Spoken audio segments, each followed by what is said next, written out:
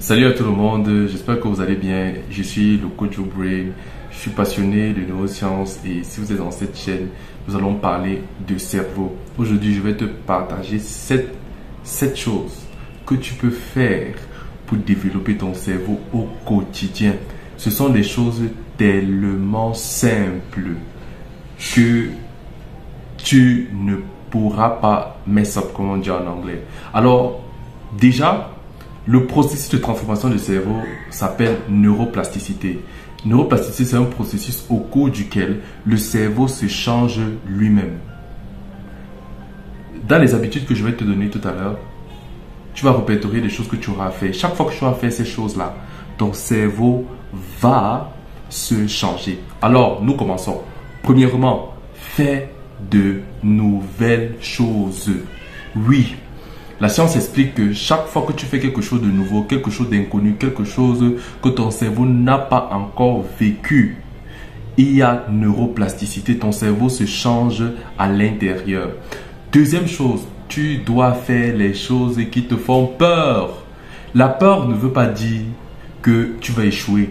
La peur est une émotion qui vient te signaler que la chose t'intéresse.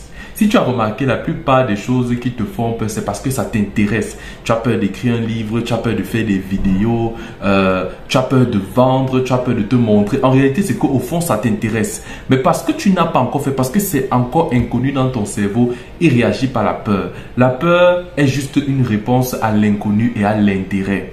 Lorsque ton cerveau veut te pousser à faire quelque chose, il stimule en toi une excitation. Or, d'après Mel Robbins, certaines études ont démontré que la même réaction physiologique liée à la peur est la même réaction physiologique liée à l'excitation. Donc chaque fois que tu voudras faire quelque chose de nouveau, quelque chose qui demande beaucoup de courage et que tu ressens la peur, conclue juste que en fait ton corps est excité à passer à l'action. Et tu vas te rendre compte que quand tu vas effectivement passer à l'action, cette sensation et cette émotion va disparaître. Troisième chose, fais des choses que tu n'aimes pas trop faire. Oui, il y a des choses qu'on n'aime pas faire. Je parle des bonnes choses, voilà. Quand je parle des choses que tu n'aimes pas trop faire, peut-être travailler, peut-être lire, peut-être sortir, peut-être faire des vidéos, peut-être cuisiner. Voilà, il y a souvent un tas de choses comme ça qu'on n'aime pas faire. Mais on se rend compte aussi que les choses généralement qu'on n'aime pas trop faire, qui sont des choses entre guillemets inconfortables, sont des choses dont notre cerveau a réellement besoin. Oui, tu dois apprendre à faire des choses que tu n'aimes pas trop faire, des choses inconfortables, parce que c'est dans l'inconfort que ton cerveau se développe. C'est ce que la science explique, c'est dans l'inconfort que ton cerveau se développe. Écris-moi ça en commentaire.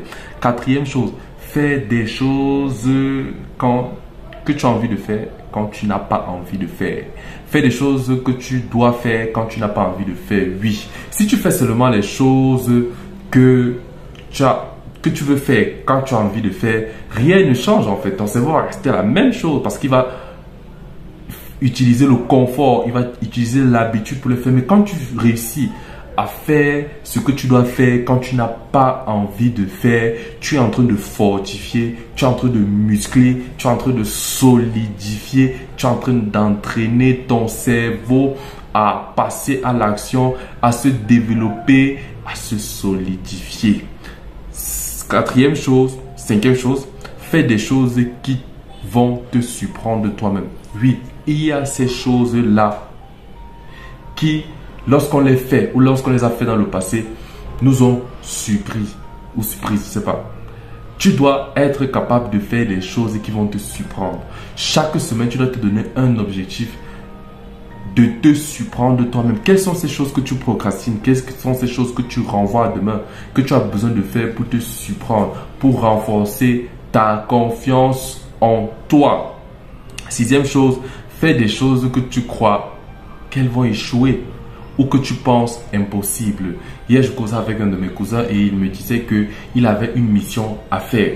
Et il avait très peur de faire parce qu'il pensait que ça allait échouer. Et après 2 ou 3 mois dans cette mission, il a réussi et s'est rendu compte en fait que c'était juste dans sa tête.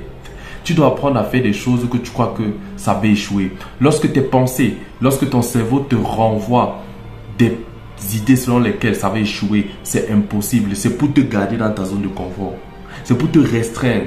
C'est pour limiter ton potentiel. C'est pour t'empêcher de découvrir le potentiel caché de ton cerveau que tu n'as pas encore exploité. Alors, ne te fie pas seulement aux pensées qui viennent te dire tu ne peux pas faire, tu es incapable de faire ou ça va échouer. Donne-toi pour objectif de faire et de voir si effectivement tu vas échouer ou tu vas réussir et tu seras surpris ou surprise de toi-même. En somme, fais les choses que tu as l'habitude de faire d'une nouvelle façon. Oui, par exemple, si tu as l'habitude de lire un livre d'une certaine façon, essaye autre chose. Si tu as l'habitude de te rendre au travail en prenant un chemin habituel, si un autre chemin, essaye.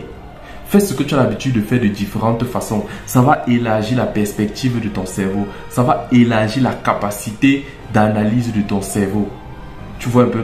Si tu as l'habitude de faire des vidéos, si tu as l'habitude d'écrire, de faire des posts, si tu as l'habitude de parler à des personnes d'une certaine façon, essaye de faire différemment. Ça peut être ta petite sœur, ça peut être ton frère, ça peut être ton conjoint. Essaye de lui parler différemment. Essaye d'agir différemment. Essaye d'agir différemment. Essaye de faire ce que tu as l'habitude de faire de différentes façons. Et en somme, un bonus, si tu as une maison, si tu vis seul, fais constamment des changements dans les rangements de tes maisons. Bouge les choses, modifie les emplacements, donne une nouvelle vue et une nouvelle vision à ta maison.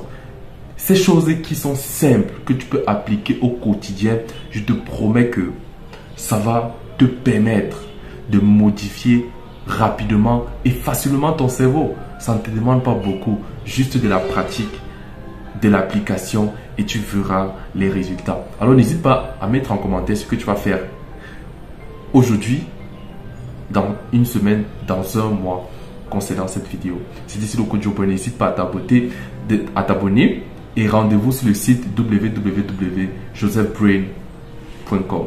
À bientôt.